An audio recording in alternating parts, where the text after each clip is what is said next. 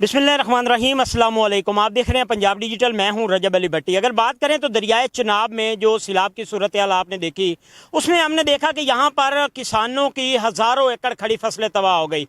कई देहात इस पानी की जद में आए, कई घर इस पानी में गिर चुके हैं। अब अगर बात करते हैं ये बहु सुल्तान जाने के लिए जनूबी पंजाब और साउथ पंजाब को आपस में मिलाने वाली रोड जो है बहुपुल के मकाम पर एक माह पहले यहाँ पर काट दिया गया था, जो ठेकेदार की ताखीर की गफलत से अभी तक ये रोड नहीं चली। इसके ऊपर जो है अभी आज कुछ ट्रैफिक के लिए रास्ता बनाया गया, जिससे हमने देखा कि छोटी ट्रैफिक जो है वहाँ से गुजर रही है। मेरे साथ शहजाद अली किंग मौजूद है। अक्सर आपको यहाँ पे टूल प्लाजे के ऊपर खड़ा मिलता भी है, टिकटॉकर भी है, लाखों में जो हैं इनके फॉलोअर हैं, मिलियन में आप ये कह लें कि इनके फॉलोअर और लाइक्स हैं। लोग यहाँ पर इनके पास रुकते हैं, वीडियो बनाते हैं और अक्सरियत आपको इन्होंने लम्हा बलम्हा ये भी वीडियो बनाते रहे हैं और बताते रहे हैं कि अभी तक कट नहीं चला। काफ़ी लोग इनको मैसेंजर में आते थे या व्हाट्सएप जो टिकटॉक है उसमें मैसेज करते थे, तो फिर ये रिप्लाई भी करते थे। मेरे साथ मौजूद भी हैं शहजाद भाई, क्या बताएंगे? एक माह गुजर चुका है, सैलाब का पानी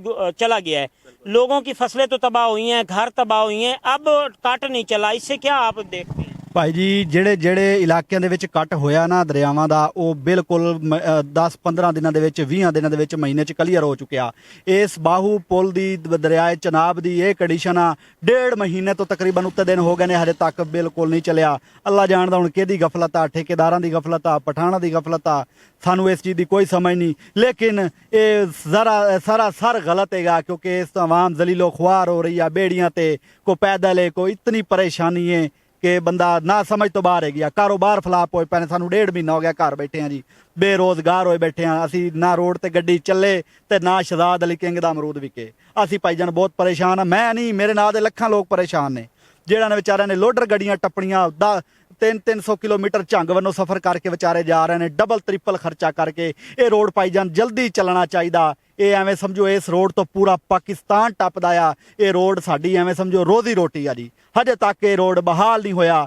ਇਹਦੀ ਵਜ੍ਹਾ ਇਹਦੀ ਗਫਲਤ ਸਾਨੂੰ ਨਹੀਂ ਸਮਝ ਆਉਂਦੀ। ਠੇਕੇਦਾਰ ਨੇ, ਪਠਾਨ ਨੇ, ਕੌਣ ਨੇ। ਹਾਲਾਂਕਿ ਮਸ਼ੀਨਰੀਆਂ ਵੀ ਹੈਵੀ ਖਲੋਤੀਆਂ ਨੇ ਤੇ ਕੱਟ ਵੀ ਐਡਾ ਵੱਡਾ ਕੋਈ ਨਹੀਂ, 2 ਕਿੱਲੇ ਤੋਂ ਵੀ ਘੱਟ ਜਿਹੜਾ ਨਾ ਕੱਟੇਗਾ ਆ। ਇਹ ਤਾਂ 10 ਦਿਨਾਂ ਦਾ ਕੰਮ ਵੀ ਨਹੀਂ ਸੀਗਾ। 15 ਦਾ ਡੰਪਰ ਵਿੱਚ ਮਿੱਟੀ ਦਾ ਸੱਟਣ ਤੇ ਅੱਲਾ ਖੈਰ ਕਰੇ 2-3 ਹਫ਼ਤਿਆਂ ਦੇ ਵਿੱਚ ਨਾ ਪੁਲ ਤਿਆਰ ਹੁੰਦਾ ਜੀ। ਤੇ ਇਹ ਬਹੁਤ ਗਲਤ ਹੈਗਾ ਜੀ। ਅਸੀਂ ਇਸ ਚੀਜ਼ ਨੂੰ ਅੱਛਾ ਨਹੀਂ ਸਮਝਦੇ। ਲਿਹਾਜ਼ਾ ਮਿਹਰਬਾਨੀ ਕਰੋ, ਪੁਲ ਜਿਹੜਾ ਨਾ ਜਲਦੀ ਚਲਾਉਣਾ ਚਾਹੀਦਾ। ਆਵਾਮ बेरोजगारी तो परेशान है जी।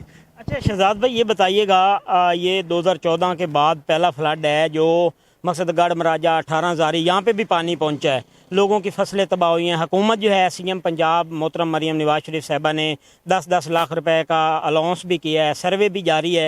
तो आप इस हवाले से क्या कहेंगे? किसानों के काफ़ी नुकसान हुए? नहीं जी नहीं, जिस बंदे का नुकसान होया उस बंदे को 1 रुपया नहीं लभना ਤੇ ਨਾ ਹੀ ਉਹਨੂੰ ਮਿਲਿਆ ਇਸ ਟਾਈਮ ਤੱਕ। ਠੀਕ ਆ, ਸਰਵੇ ਹੋ ਰਹੇ ਨੇ, ਉਹ ਲੋਟ ਮਾਰ ਉੱਤੋਂ ਕਰ ਰਹੇ ਨੇ। ਜਿਸ ਬੰਦੇ ਦੀ ਕੋਈ ਫਸਲ ਨਹੀਂ ਤਬਾਹ ਹੋਈ, ਕੋਈ ਘਰ ਨਹੀਂ ਡਿੱਗਿਆ, ਉਹਨੂੰ ਭਾਈਜਾਨ ਉਹਨਾਂ ਨੂੰ ਮੱਡੀਆਂ ਮਿਲਦੀਆਂ ਪਈਆਂ ਨੇ। ਜਿਨ੍ਹਾਂ ਦਾ ਨੁਕਸਾਨ ਹੋਇਆ ਉਹਨਾਂ ਨੂੰ ਭਾਈਜਾਨ 1 ਰੁਪਈਆ ਨਹੀਂ ਇਸ ਟਾਈਮ ਤੱਕ ਮਿਲਿਆ ਔਰ ਨਾ ਹੀ ਮਿਲਣਾ। ਇਹ ਕੁਦਰਤੀ ਗੱਲ ਆ। 2014 ਦੇ ਵਿੱਚ ਵੀ ਇਹ ਕੰਮ ਹੋਇਆ ਸੀ। ਜਿਨ੍ਹਾਂ ਦੀਆਂ ਫਸਲਾਂ ਤਬਾਹ ਹੋਈਆਂ ਨੇ, ਸਾਡੀਆਂ ਖੁਦ ਫਸਲਾਂ ਤਬਾਹ ਹੋਈਆਂ ਸਨ, ਸਾਨੂੰ 1 ਰੁਪਈਏ ਦਾ ਰਿਲੀਫ ਨਹੀਂ ਮਿਲਿਆ ਹੈਗਾ। ਔਰ ਜਿਨ੍ਹਾਂ ਦੀਆਂ ਨਹੀਂ ਹੋਈਆਂ ਸਨ ਫਸਲਾਂ ਤਬਾਹ, ਜਿਨ੍ਹਾਂ ਦੇ ਨੁਕਸਾਨ ਨਹੀਂ ਹੋਏ ਸਨ, ਉਹਨਾਂ ਨੂੰ ਹਰ ਚੀਜ਼ ਰਿਲੀਫ ਮਿਲਿਆ ਸੀ ਔਰ ਉਹਨਾਂ ਨੇ ਜ਼ਬਰਦਸਤੀ ਲਿਆ ਸੀ। इस तरीके नाल काम हो रहा भाईजान। जी बिल्कुल, आपने शहजाद की गुफ्तगू सुनी है। उनका यही कहना है कि एक तो ठेकेदार को जल्द अज जल्द ये रोड बहाल करना चाहिए। अगर इस रोड की बात करते हैं तो शोरकोट मोटरवे के ऊपर सफ़र करने के लिए यहाँ से लिया, फतेहपुर, चौक आज़म, चौबारा, उसके अलावा दरबार बाहू सुल्तान पर जितने भी आने वाले ज़ाहिरीन हैं उनके लिए अब ये मुश्किल है कि वो जंग जाते हैं। जंग से, क्योंकि पहले लोग दरबार माई बाप के ऊपर शोरकोट आते हैं, फिर उसके बाद वो बाहू सुल्तान जाते थे। अब वो जंग जाते हैं, जंग से होके उनको एक्स्ट्रा सफ़र जो है वो भी पड़ रहा है, एक्स्ट्रा खर्चे भी आ रहे हैं इस महंगाई के दौर में। अगर इसके अलावा हम बात करते हैं तो वहाँ पर हमने देखा कि न्यू हेड सिदरई के मकाम पर जहाँ पर माई सफूरा का कट लगाया गया था, वो इससे 3 गुना बड़ा कट था और जो 1 हफ्ते के अंदर इंतज़ामिया ने उसको बंद कर दिया। लेकिन यहाँ पे हमने देखा कि ठेकेदार की ये गफलत समझे, नाअहली समझे कि इस कट को जिस स्पीड से अभी काम जारी है, मेरे ख्याल में आने वाला 1 माह और लग जाएगा। तो यहाँ के जो लोग हैं, मकामी लोग हैं, उनका रोज़गार तो इससे मुतासर हो भी रहा है, लेकिन यहाँ से जो मुसाफिर गुजरने वाले हैं वो भी बेचारे मुतासर हो रहे हैं, उनकी मुश्किलात में भी इजाफा हो रहा है। तो यहाँ पर लोगों ने हुकूमत वक्त से ये नोटिस लेने का मुतालबा किया है कि इस कट को जल्द अज जल्द फिल किया जाए, इस रोड को बहाल किया जाए ताकि जो मुश्किलात हो रही है शहरियों में उसमें कमी हो सके।